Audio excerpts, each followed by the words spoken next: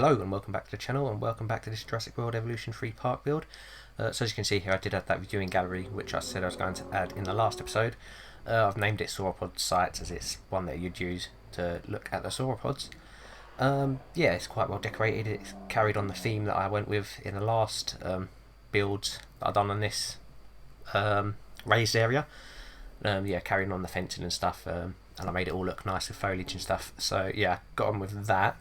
You can also see that the people are actually up here now and walking about, so that's perfect. So yeah, I'm really happy with how this area's all turned out, and yeah, it's a really good view as well. So in the end, it actually probably turned out better than if I was to leave it blank. So as you can see, the views are really good, and you get a really wide viewing area, and it's really good that you have that view from the sauropod's perspective, so you can actually see their heads, if that makes sense.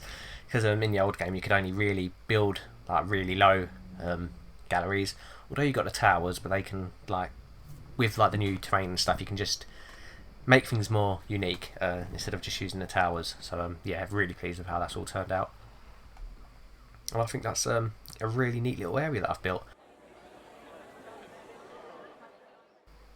We then come on down here, and I've built this hotel complex. That still needs to be decorated out the front with a fountain or some sort of decoration of sorts. But yeah, I just built this basic hotel, built the little the balconies as well with people and stuff. It's pretty cool what you can do. And then we have a rooftop bar on this left side, and then on the other side there's a facility maintenance area. And out the front of the hotel we have the main pool area, which would probably be closed during the day. The rooftop one would be open at night, so you could use it all the time. Then the front one would shut down at night, so guests couldn't go there. But yeah, it's got a really cool view of the sea. But that's pretty much everything I got up to since the last video, and you'll see the next area I'm working on. I've done a bit of editing last night. I didn't want to record it because I was still getting my bearings on what I wanted everything to look like, but as you can see now, we're going to actually get to work on theming it all up. So I wanted this to be in a valley type thing, and I made sure it was all really natural. There's hardly any fencing. I literally think the only fence that I built was for the gate for the maintenance people to get in and out, which I think I'm just adding a ramp there which the car would go down. I did actually build my own custom walls, which we'll see at the very end, but I didn't do that on screen because it's probably quite boring. Yeah, I was getting annoyed with the terrain here because every time I placed a fence it would completely destroy the terrain, and you have to build it all around again, which is really annoying. But you've got to do what you can do. Another thing to add, that feeling you get when you spend a good 3 hours recording a video thinking that it's all shot in 2K, and then you finish recording, it's actually turned out your laptop wasn't plugged in, so the quality was reduced to regular HD. So yeah, it's a bit annoying. Since I recorded all the footage, it's all in 1080p, which is unfortunate to say the least. Hopefully the new capture card still better than my old quality, but yeah, it's really annoying. I hate quality drops in my content, so hopefully it's not too noticeable. I always like to go for the best I can do, but yeah, you can still see what's going on and stuff. It also makes editing a whole lot easier because 2K and 4K, they make the rendering process really long. Right, so let's get the YouTube stuff out of the way. So if you do like this sort of content, it'd be really appreciated if you could maybe leave a like. Maybe subscribe, because there's going to be a lot more Jurassic World Evolution 3 content coming from me. Yeah, this game's probably one of my favourite games at the moment, and I know I complain a lot about the building tools, but when I was actually building earlier, as you'll see, the viewing gallery which I built, I didn't have that many problems. I was really enjoying it. I actually enjoyed building something for a change, which is strange for me. But yeah, there is an update coming out next week, and it says there's a load of bug fixes and stuff, so hopefully they fix the camera with the building tools. And I think they've added a sub menu for biomes, for individual trees and stuff. So that's what I wanted as well, one of the first episodes.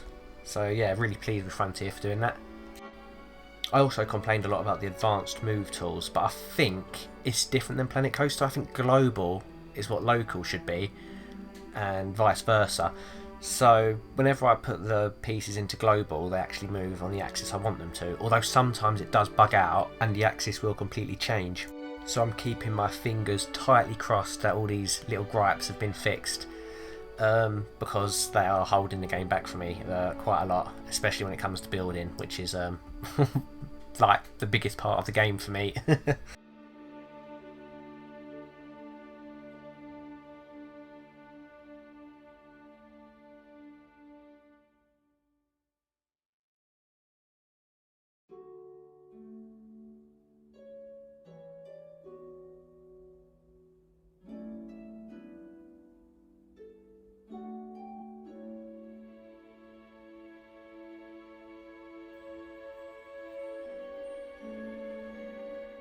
So here we go, adding the Albertosaurus. I'm really surprised that the skin is like been changed since the last game. It used to be really shiny, but now it's like more matte, and it looks more reptilian, which is a welcome touch.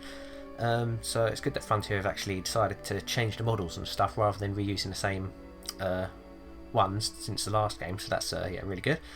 I also chose like a brown skin. I wanted it to look like the Operation Genesis Albertosaurus, which is a bit difficult to do in this game, but I got close. But here we go, here's 2 of them.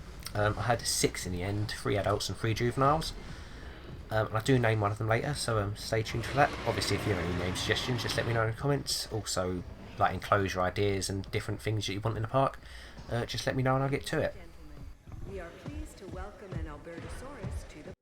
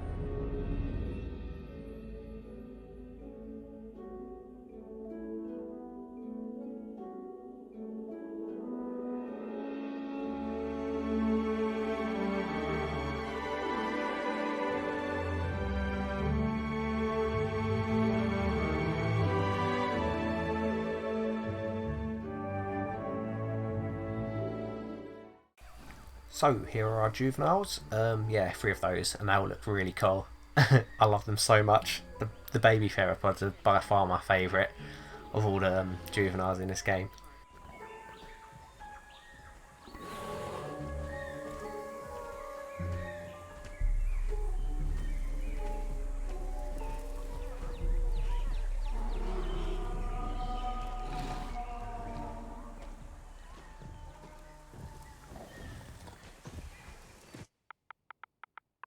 So here we are naming the Albertosaurus, and I decided to name it Albert. Very original, but you got to do it. You have to do it with an Albertosaurus, otherwise you haven't done it properly.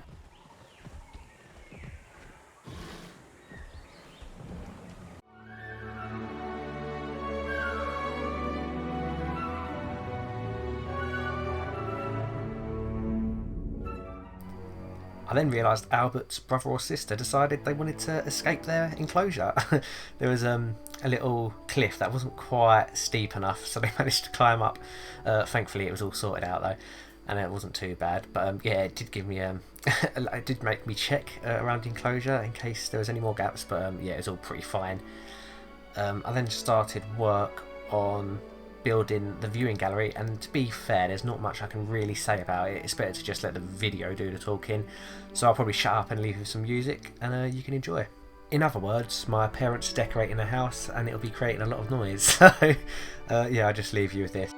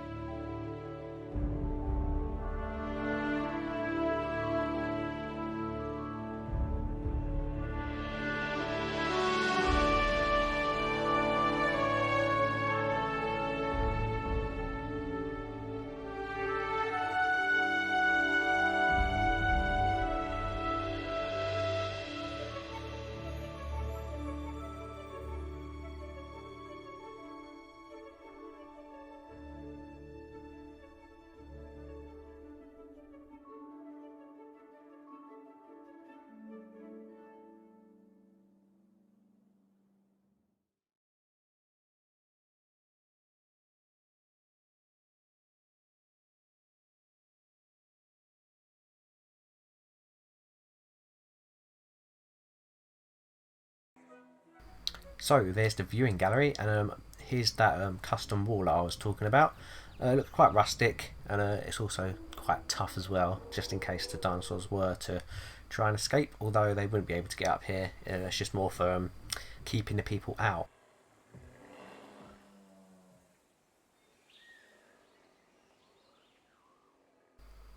So as you see, we have quite a few blank areas up here. Probably going to put some amenities or something, toilet blocks, bits like that. If you have any ideas of what I could put around there, let me know. But yeah, it's probably going to be some sort of buildings. So here's the view from the gallery, and as you can see, the rocks are in the way, so I do lower those down. Obviously, so the guests can get a good view, although there's like an exposed cliff area and it looks really bad, so I might have to extend the viewing gallery out and build like my own drop-off wall, just in order to make it look nice and neat. Hopefully that doesn't obstruct the view, but I suppose we'll have to live with it if that is the case.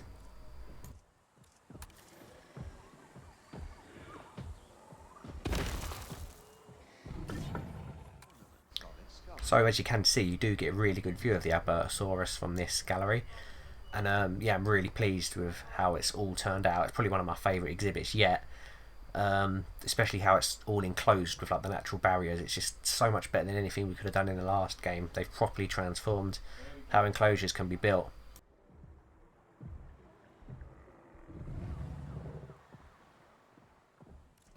So we'll get a little view of our Albertosaurus now, but you'll get a lot better shots of them at the end in my cinematics, so stick around for that. But yeah, like I say, one of my favourite theropods in this game. If only we had a few more large theropods, that would be much more appreciated, because I think we've only got like 3. We've got Giganotosaurus, T-Rex, Indominus Rex, Spinosaurus to an extent, but I think that's about it. There might be one I'm forgetting, but I really want more. That's my number one. On the dinosaur front is what I want, more large carnivores. But yeah, you can see the territory is really big. I do need to add some foliage around the tops of the cliffs, so I'll be doing that maybe off screen. I'll put some like the Brazil nut trees around there just to make it look really foresty, because I don't like those horrible blank areas, but I'll make them look nice and good, don't you worry. But that pretty much does it for this video. Like I said, there are some gorgeous cinematics at the end, so stick around for that. But other than that, thank you very much for watching, and I'll see you in the next video.